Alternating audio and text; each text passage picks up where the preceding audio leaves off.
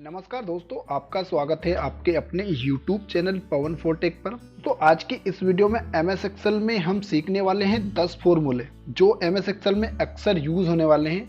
जैसे मान लीजिए सम का मैंने यहाँ लिया है, drop down, sum if, average, if, count if, trim, concatenate, V lookup और ABS फॉर्मूला। अक्सर ये दोस्तों MS एक्सेल में आप जो भी वर्क करते हैं तो अक्सर ये फॉर्मूले यूज़ होते हैं, तो इसलिए मैंने आपके लिए एक ही वीडियो में ये सभी फॉर्मूले को रखा है ताकि आपके लिए बहुत यूज़फुल हो। तो चलिए स्टार्ट करते हैं। वीडियो को अंत तक जरूर देखें ताकि आपके लिए काम की हो। दोस्तों सबसे पहले हमारे पास सम फॉर्मूला है। मान लीजिए दोस्तों अक्सर क्या होता है कि सम फॉर्मूला सभी को पता है, लेकिन मेरे पास एक न्यू ट्रिक मैं आपको इसमें बताने वाला हूं कि एक कीबोर्ड से आपको ओनली 2 बटन को प्रेस करना है और ऑटोमेटिक ये आपका सम हो जाएगा। तो सबसे पहले तो दोस्तों हम जैसे आप सम का फॉर्मूला यूज़ करते हैं कि इज इक्वल टू SUM सम, इसके बाद में ब्रैकेट ओपन करके डेटा को सिलेक्ट कर लिया है। डेटा को सिलेक्ट करने के बाद ब्रैकेट को क्लोज करके एंटर कर देते हैं। तो देखिए आपका यहाँ पर सम हो चुका है। लेकिन दोस्तों अगर आपके पास डेटा आप चाहते हैं कि रो में भी यहाँ पर रो में भी सम हो और आपका यहाँ पर कॉलम में या ऐसे आपका जैसे जनवरी फरवरी का बुक का सम हो या फिर जनवरी के पूरे आइटम का सम हो, वो एक साथ तो अगर आप करना चाहते हैं तो सिंपली क्या करना है, आप इस डेटा को सिलेक्ट कीजिए, एक रो और एक कॉलम को एक्स्ट्रा सिलेक्ट कर लीजिए। इसके बाद अपने को कीबोर्ड से प्रेस करना है अल्ट के साथ इज इक्वल टू का साइन। तो आप देख पा रहे होंगे कि ओनली आपको अल्ट के साथ इज इक्वल टू का प्रेस बटन को जैसे ही आप प्रेस करेंगे तो आपका जो टोटल है, देखिए जनवरी के सभी आइटम के टोटल आ चुके हैं, फरवरी के सभी आइटम के टोटल आ चुके हैं। इसके बाद आपका यहाँ पर एक ही साथ आपका बुक के जनवरी और फरवरी का भी सम हो चुका है और पेन का जनवरी और फरवरी का भी सम हो चुका है। तो आपको प्रेस करना है, एक बार और बता देता हूं, आपको अल्ट के साथ इज इक्वल टू को प्रेस करना है। चलिए दोस्तों नेक्स्ट ट्रिक सीखते हैं। मान ली मेरे पास दूसरी ट्रिक है ड्रॉप डाउन लिस्ट।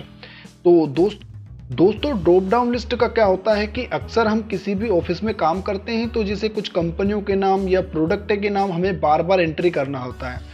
तो दोस्तों आपको बार बार एंट्री ना करना पड़े इसलिए एक ड्रॉप डाउन लिस्ट हम तैयार कर सकते हैं। मान लीजिए ड्रॉप डाउन लिस्ट जैसे कैसे तैयार करना है, सबसे पहले हमें मान लीजिए एक लिस्ट को तैयार करना है। जैसे या तो इस लिस्ट में से ही हम कॉपी कर सिलेक्ट कर लेंगे या फिर किसी पूरे राज्यों के नाम लिखने के बाद मैं चाहता हूं कि बार बार राज्य का नाम लिखना ना पड़े तो ड्रॉप डाउन लिस्ट बना सकते हैं। तो सिंपली क्या करना है कि आप जिस सेल में भी ड्रॉप डाउन लिस्ट बनाना चाहते हैं सबसे पहले उस सेल को सिलेक्ट कर लीजिए। आप एक सेल में भी कर सकते हैं या एक से ज़्यादा सेल में भी ड्रॉप डाउन लिस्ट बना सकते हैं।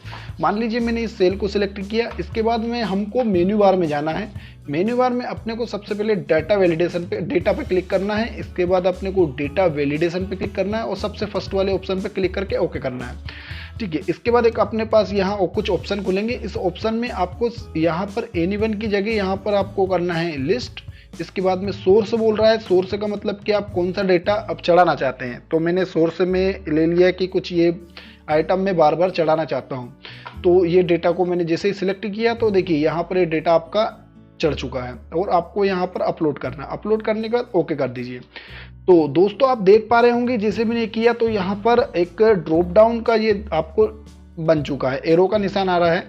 अब सिंपली क्या करना है, मैं बार जैसे बुक लिखूंगा तो यहाँ पर सिंपली उस सेल पे क्लिक करना है। सेल पे क्लिक करने के बाद ये ड्रॉप डाउन का लिस्ट का एक ऑप्शन आएगा, आप इस पे क्लिक कीजिए, बुक हो जाएगा।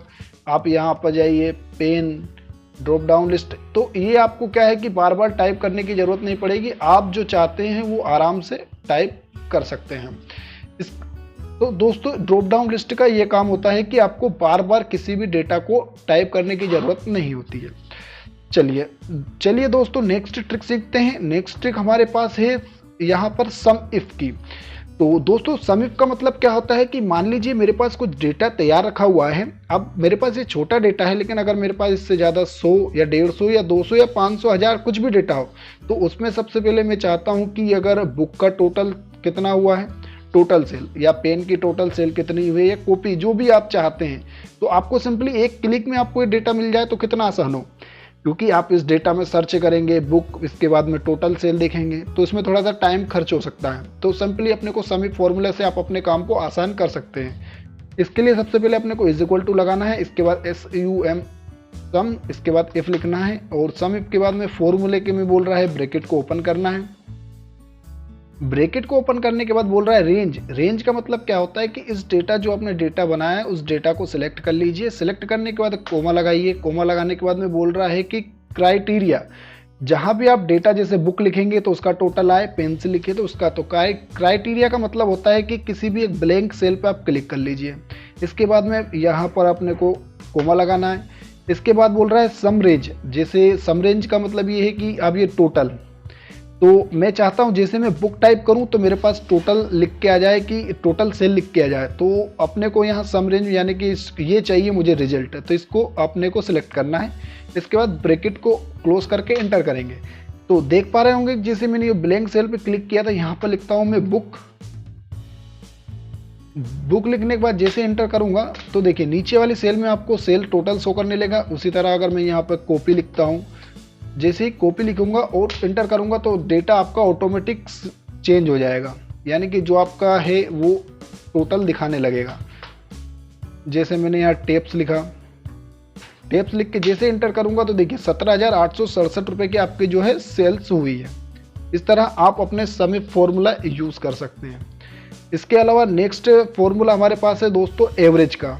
इस पे जैसे मैं एवरेज पे क्लिक करूंगा तो मैं एवरेज वाली सीट पे पहुंच जाऊंगा। इसके लिए दोस्तों सिंपली क्या होता है, एवरेज भी नॉर्मल है, अक्सर आप यूज़ करते होंगे। सबसे पहले मान लीजिए जो मेरे पास ये डेटा है इसका औसत निकालना है। तो औसत निकालने के लिए क्या होता है, is equal to average. Average के बाद में अपने को ब्रैकेट ओपन करना है, फिर आप उस डेटा को सिलेक्ट कर लीजिए जिस डेटा का एवरेज निकालना चाहते हैं, ब्रैकेट क्लोज करके एंटर कर दीजिए। तो आप देख पा रहे होंगे मेरे पास जो डेटा था उसका एवरेज आया 7,601। इसी तरह अगर मैं इसका एवरेज निकालना चाहता हूं तो is equal to average. Average के बाद में ब्रैकेट को ओपन करना है। ब्रैकेट को ओपन करने के बाद उस डेटा को सिलेक्ट करना है। डेटा को सिलेक्ट करने के बाद ब्रैकेट क्लोज करके एंटर कर दीजिए। तो आप देख पा रहे होंगे मेरे पास जो डेटा है उसका जो 2525 एवरेज आया हुआ है। इसके अलावा नेक्स्ट फॉर्मूला हमारे पास है दोस्तों इफ का। इफ का फॉर्मूला क्या होता है, जैसे कि अक्सर ये मार्कशीट या रिजल्ट बनाने में काम आता है। जैसे कुछ स्टूडेंट, यहाँ मार्कशीट का नियम क्या बोलता है कि अगर कोई बच्चा 33 नंबर से अधिक है तो वो पास है और 33 से कम है तो फेल है।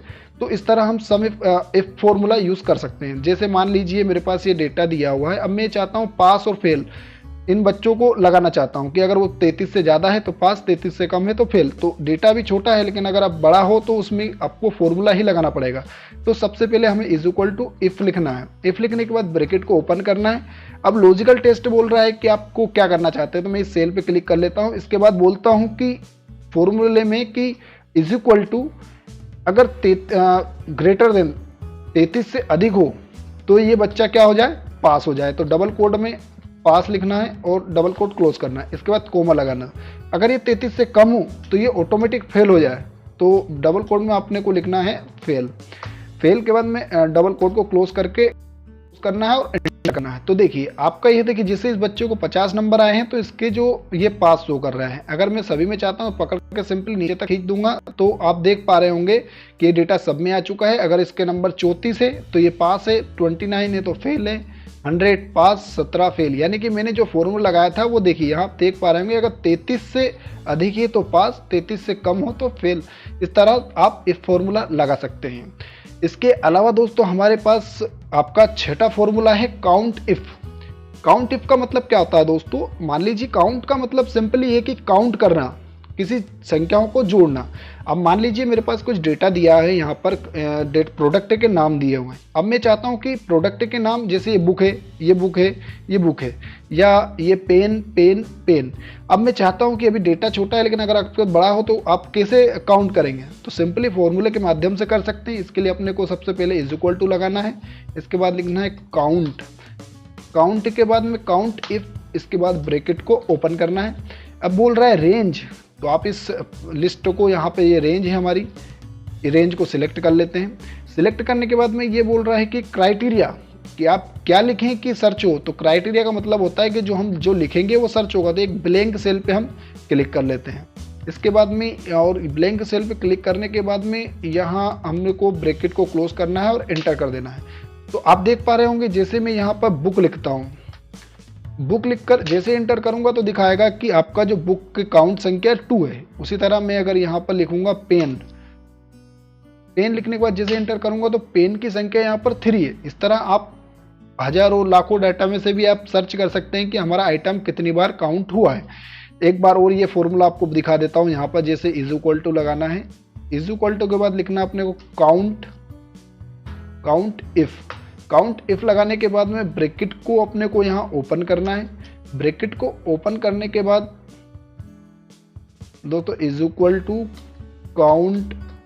काउंट इफ ब्रैकेट को ओपन करना है। इसके बाद में हमें डेटा को सिलेक्ट करना है। डेटा को सिलेक्ट करने के बाद अपने को कोमा लगाना है। एक ब्लैंक सेल पे आप क्लिक कर लीजिए। मान लीजिए मैं एक ब्लैंक सेल यहाँ पर क्लिक करता हूँ, यहाँ पर क्लिक कर देता हूँ।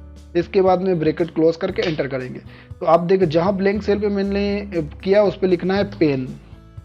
जैसे लिखूंगा तो देखेंगे आप कि आपका जो संख्या 3 है, थोड़ा सा बड़ा कर देता हूँ,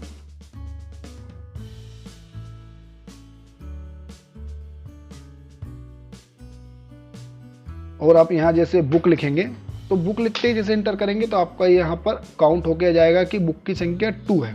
के अलावा हमारे पास आपका यहाँ पर 7वां फॉर्मूला है ट्रिम फॉर्मूला। ये भी आपके लिए बहुत यूज होने वाला है। मान लीजिए मेरे पास ये डेटा है जिसमें लिखा है माय नेम इज पवन, तो आप देख पा रहे होंगे कि इन डेटा के बीच में एक्स्ट्रा स्पेस आ रहा है, यहाँ पर भी आ रहा है, यहाँ पर भी आ रहा है, यहाँ पर। मान लीजिए आपके पास अगर एक डेटा हो तो आप इसे कम करके एडजस्ट कर सकते हैं, लेकिन आपके पास अगर एक्स्ट्रा डाटा हो बहुत सारा तो आप कैसे करेंगे, तो आपको एक ट्रिम फॉर्मूला से आसानी से कर सकते हैं। इसके लिए सबसे पहले इज इक्वल टू लगाना है, इसके बाद लिखना है ट्रिम लगाना है, ब्रैकेट ओपन करना है। ब्रैकेट ओपन करने के बाद में बोल रहा है कि टेक्स्ट, जो आप टेक्स्ट, ये मैं इस सेल पे क्लिक कर देता हूँ, ब्रैकेट क्लोज करके एंटर कर देता हूँ। तो देख पा रहे होंगे कि जो डेटा में यहाँ पर गैप आ रहा था वो यहाँ पर नहीं है, मतलब ये आपका जो है डेटा बिल्कुल सही हो चुका है। अगर सभी में चाहते हैं इसको पकड़ के नीचे खींच दीजिए तो आप देख पा रहे होंगे कि आपका देखिए इनमें एक्स्ट्रा स्पेस था वो सब खत्म हो चुका है। इस तरह आप ट्रिम फॉर्मूले को यूज कर सकते हैं। नेक्स्ट फॉर्मूला सीखते हैं दोस्तों कॉन्कनेंट का। तो इस फॉर्मूले से क्या होता है दोस्तों, मान लीजिए आप किसी ऑफिस में काम करते हैं, वहां पर कुछ डेटा आपके पास प्राप्त होता है कि आपने पहले लिखा नाम और आपने फर्स्ट नेम लिखा और लास्ट नेम लिखा। आपने डेटा 100 या 1000 में तैयार कर लिया फर्स्ट नेम और लास्ट नेम, और अगर आपके बॉस आए और आके बोलते हैं कि आपको ये जो लगाना है, ये नाम फर्स्ट नेम और लास्ट नेम एक ही कॉलम में लिखना है, एक ही सेल में लिखना है, तो आपको फिर बार बार कॉपी पेस्ट करेंगे, टाइम लगेगा। तो अपने को सिंपली इस फॉर्मूले का अगर आपने 100 डेटा से अधिक बना लिया, ज़्यादा बना लिया, तो सिंपली अपने को यहाँ पर कॉन्कनेंट का फॉर्मूला लगाना है, इज इक्वल टू CONC। इसके बाद में जैसे आप ये फॉर्मूला आएगा यहाँ पर आपको क्लिक करना है। इसके बाद में अपने को बोल रहा है टेक्स्ट वन को सिलेक्ट कर दीजिए, इसके बाद कोमा लगा दीजिए, इसके बाद आपको टेक्स्ट शुद्ध सिलेक्ट करना है, इसके बाद में ब्रैकेट को क्लोज करके एंटर कर दीजिए। तो आप देख पा रहे होंगे कि आपका जो 2 सेल का डेटा है वो एक ही सेल में आ चुका है। और आप सभी में चाहते हैं तो पकड़ के नीचे तक खींच दीजिए, तो आपका ये देखिए आपका सभी डेटा एक ही सेल में तैयार हो चुका है। अब ये डेटा 4 है हमारे पास, अगर आपके पास लाखों भी हो तो एक साथ हो सकता है। आपका VLOOKUP 9th वाला VLOOKUP। दोस्तों VLOOKUP का मतलब होता है किसी भी डेटा को सर्च करना। मान लीजिए आप किसी भी ऑफिस में काम करते हैं, अब मान लीजिए मेरे पास इसका इनवॉइस नंबर थोड़ा चेंज कर देता हूँ, या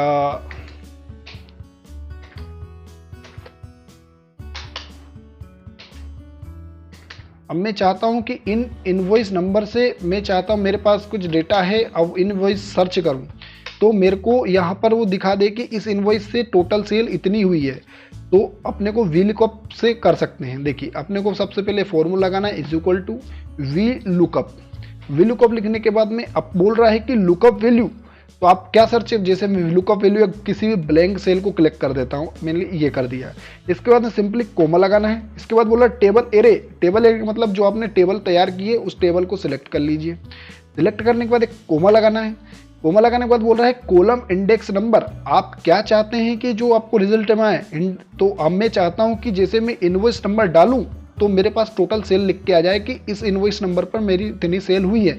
तो ये बोल रहा है कि कॉलम नंबर, बोल रहा है कॉलम इंडेक्स नंबर। तो जो इस नंबर बताना है, तो जैसे 1 2 3 4 और 5 नंबर पर हमारे ये टोटल सेल है, तो इसको यहाँ पर 5 लिखना है। इसके बाद में ब्रैकेट क्लोज करके एंटर कर देना है। तो देखिए, तो आप जैसे ही आप इनवॉइस नंबर डालेंगे 1001, तो आप देख पा रहे होंगे कि इनवॉइस डाला तो आपने टोटल सेल दिखा दिया कि इस इनवॉइस नंबर पर 6050 रुपये की सेल हुई है। 6006 पर जैसे क्लिक करेंगे तो देखेंगे कि आपका इनवॉइस नंबर 5006 पर आपको 3086 रुपये की सेल हुई है। इसी तरह आप 6005 इनवॉइस नंबर पे लिखकर जैसे इंटर करेंगे तो आप बताएगा कि 16,797 रुपये की आपकी सेल हुई है। इस तरह आप VLOOKUP लगा सकते हैं और आपके काम को काम करने की स्पीड को बढ़ा सकते हैं। चलिए ABS फॉर्मूला। तो दोस्तों मान लीजिए आपके पास कुछ डेटा आया है कंपनी से, अब उस डेटा में कुछ माइनस में डेटा है, कुछ पॉजिटिव डेटा है। देखिए मेरे पास यहाँ सेल में कुछ माइनस है जिसको मैंने अलग से हाईलाइट कर दिया है, और पॉजिटिव डेटा है। अब चाहते हैं कि आप इस डेटा को सभी डेटा पॉजिटिव हो जाए, बाकी जो माइनस में ठीक है, लेकिन अगर आप चाहते हैं कि ये पॉजिटिव हो जाए तो क्या करना है, सिंपली अपने को यहाँ पर ABS फॉर्मूला लगाना होगा, =ABS। इसके बाद ब्रैकेट को ओपन करना है। ओपन करने के बाद में आपको बोल रहा है नंबर, तो आप इस नंबर पर सिलेक्ट कीजिए और ब्रैकेट क्लोज करके एंटर कर दीजिए। तो दोस्तों आप देख पा रहे होंगे कि जो माइनस वाला प्लस हो चुका है, और अगर आप सभी में चाहते हैं तो पकड़कर नीचे तक खींच दीजिए। तो देखिए आपका जो डेटा माइनस में था वो भी प्लस हो चुका है, और प्लस वाला प्लस है ही। तो ABS फॉर्मूले से ये होता है कि आपके पास अगर हजारों लाखों में डेटा कुछ माइनस कुछ प्लस कुछ माइनस, तो एक एक करके सर्च करेंगे तो इससे अच्छा है कि आप ABS फॉर्मूला लगा के और सभी में आप सेलेक्ट कर दीजिए, तो ये आप आसानी से हो जाएगा। इस तरह दोस्तों हमने यहाँ पर सीख लिया, हमारे पास 10 फॉर्मूले सीखे हमने। दोस्तों अगर आपको वीडियो अच्छा लगा हो तो हमारे वीडियो को लाइक करें, चैनल को सब्सक्राइब करें। मिलते हैं नेक्स्ट वीडियो में। धन्यवाद।